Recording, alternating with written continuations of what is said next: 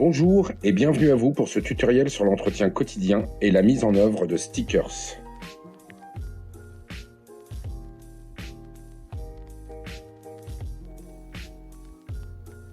Tout d'abord, allumez votre machine en vous assurant de l'avoir reliée au préalable à la masse pour éviter l'électricité statique de la table vacuum.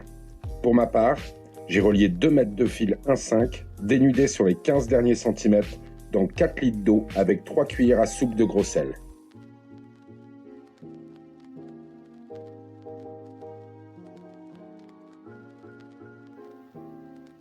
Dans le logiciel Print EXP, vous allez lancer un nettoyage simple des têtes afin de retirer l'encre stagnante dans votre bloc d'impression.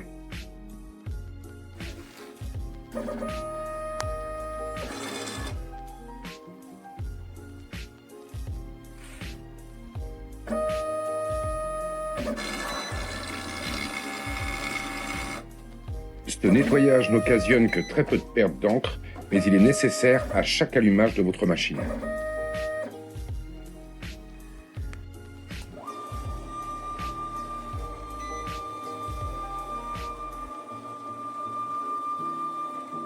Après avoir amené votre plateau vers vous, grâce au tableau de commande de la machine, vous allez à nouveau faire un nettoyage rapide sur ce tableau de commande.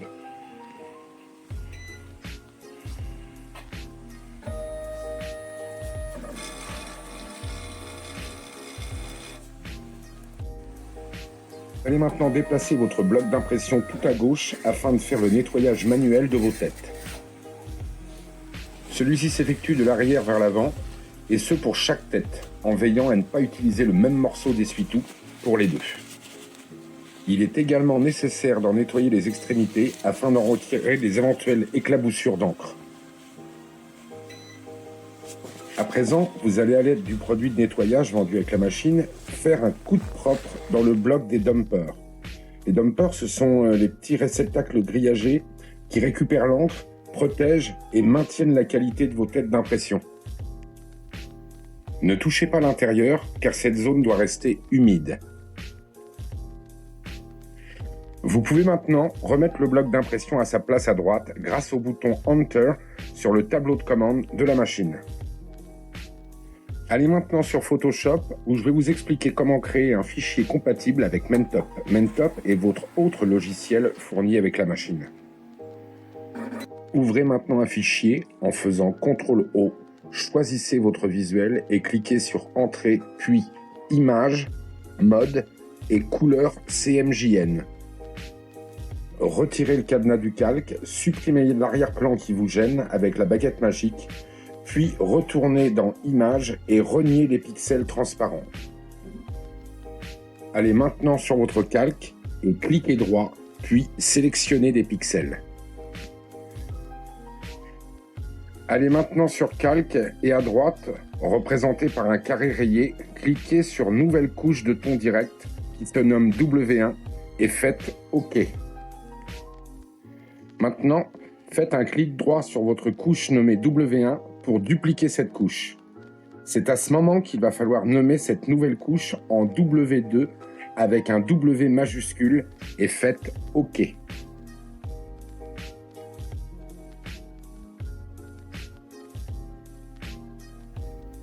Maintenant, cochez la couche W2 avant de passer à son enregistrement en faisant CTRL majuscule S et nommez votre visuel au format TIFF.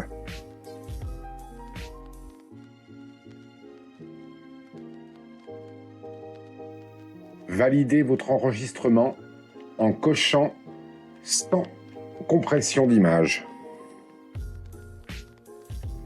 Ouvrez à présent Mentop, puis cliquez sur le File et New, puis sur le symbole Ouvrir fichier dans la barre des tâches, en vous assurant que le format est bien celui de votre feuille à imprimer.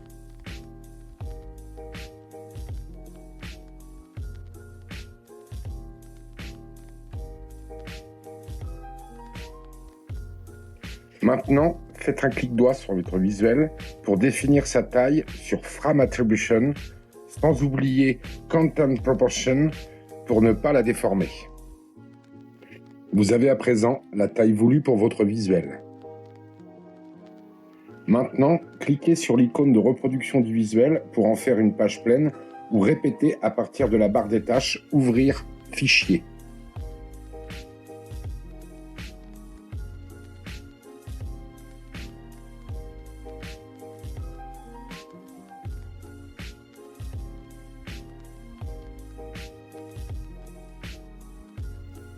Cet outil vous permet de reproduire horizontalement ou verticalement vos visuels pour en faire une pleine page ou simplement une ligne.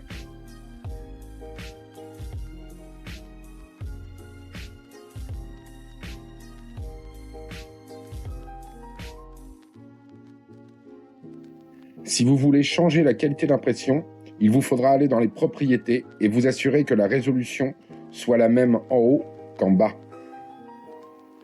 Vous allez pouvoir enregistrer votre page de visuel au format PRN pour les envoyer à votre logiciel de dialogue avec l'imprimante. Nommez votre page de visuel et enregistrez. Attendez bien la fin de l'enregistrement avant de passer à l'autre logiciel de dialogue.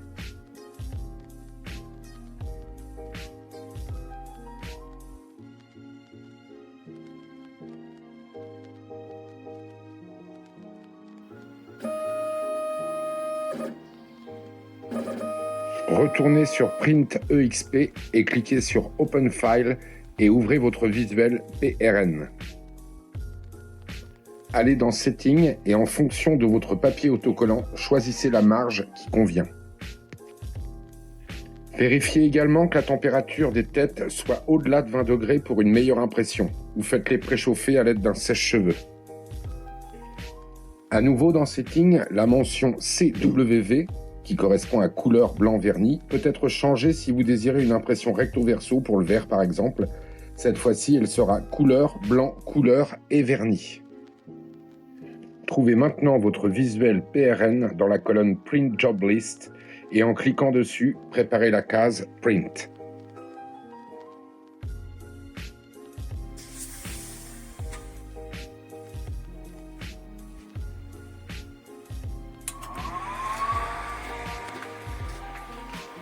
Faites un test d'alignement des têtes avant de procéder à l'impression pour optimiser celle-ci en déposant une feuille A4 en face du bloc d'impression et en cliquant sur Check dans le logiciel.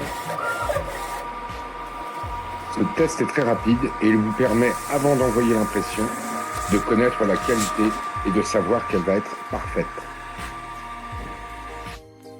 Il est maintenant temps de positionner la feuille autocollante sur le plateau vacuum de sorte que la marge d'ouverture de la protection ait été bien renseignée avant dans le logiciel.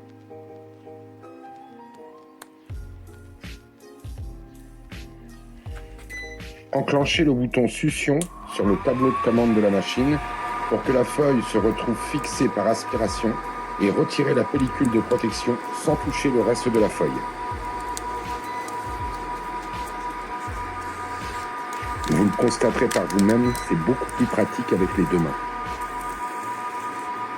Ayez toujours une poubelle à proximité car vous allez avoir beaucoup de déchets. Passons au réglage de la hauteur du bloc d'impression. Celui-ci définit la hauteur de projection de l'encre qui ne doit jamais se retrouver au-delà de 3 mm de la cible à imprimer, quelle que soit sa taille. Celui-ci se règle avec les boutons Decline et Rise sur le tableau de commande de la machine.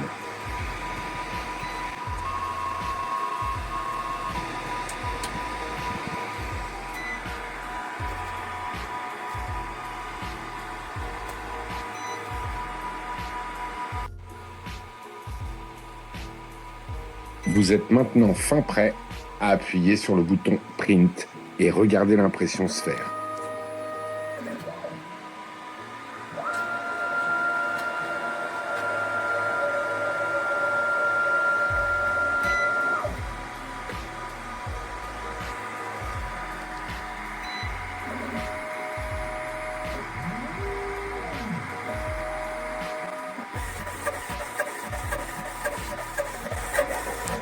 Pour ma part, je laisse constamment le réglage des lampes UV 1 et 2 des deux têtes sur 60%.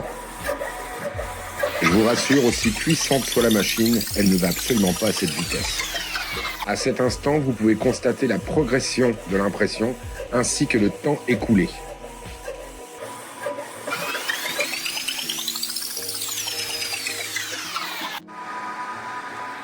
L'impression étant terminée, vous allez pouvoir maintenant supprimer le système de succion afin de pouvoir en dégager la feuille.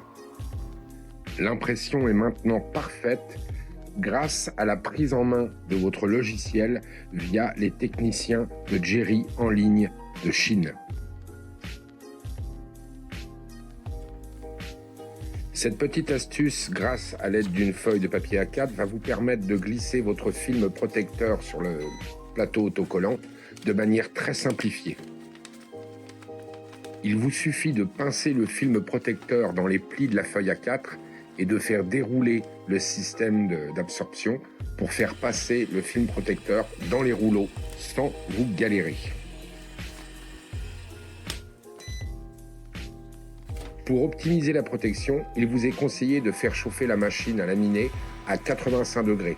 Et vous pourrez constater sur ma vidéo que j'ai opté pour une petite rallonge du support afin d'éviter d'avoir la feuille dans le vide et le collant sur le t-shirt. Après avoir posé votre feuille autocollant sur le plateau de la lamineuse, assurez-vous de lui faire toucher le bord des premiers rouleaux afin de faire défiler les rouleaux pour ensuite la plastifier. La petite molette permet de contrôler la vitesse de lamination.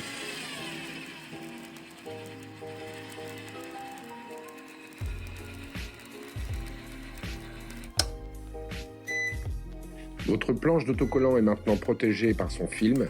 Il vous suffit tout simplement de la couper avec une lame ou un scalpel.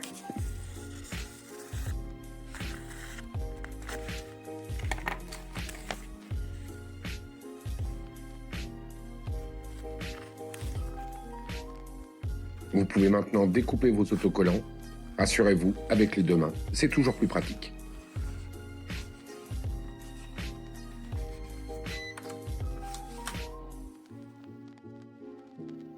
Je vous conseille de ne retirer qu'une partie de l'autocollant avant la pose, de manière à pouvoir le positionner et le faire glisser jusqu'à obtenir sa position définitive et l'appliquer correctement.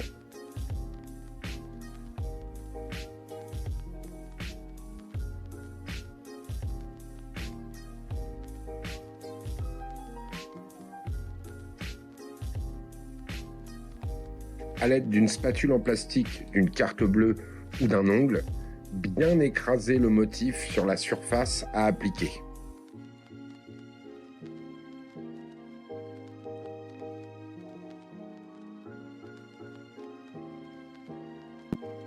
Décollez soigneusement la pellicule de protection et voilà, le tour est joué. J'ai également créé un gabarit pour faire des cartes de visite, ainsi que pour faire des coques de téléphone. Il m'a suffi d'imprimer une première fois le contour d'une taille de carte à plusieurs reprises, faire une première impression pour voir où tombait l'impression et positionner mes cartes ensuite. Il en va de même pour la coque de téléphone.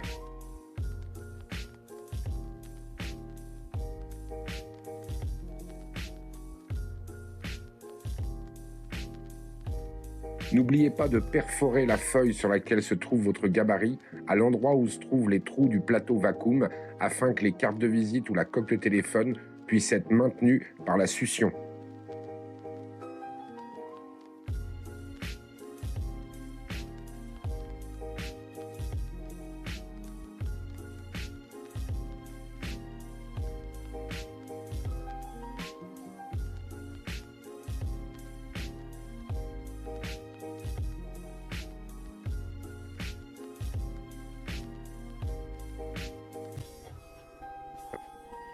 Pour ce dernier visuel, voici l'option CCD qui va vous permettre d'éviter toute manipulation mathématique de calcul pour le positionnement de vos objets ou de vos choses à imprimer, grâce à un logiciel en option également, dont je vous parlerai dans un autre tutoriel. Merci d'avoir regardé ce tuto en espérant vous avoir beaucoup aidé sur cette machine extraordinaire et son équipe irremplaçable.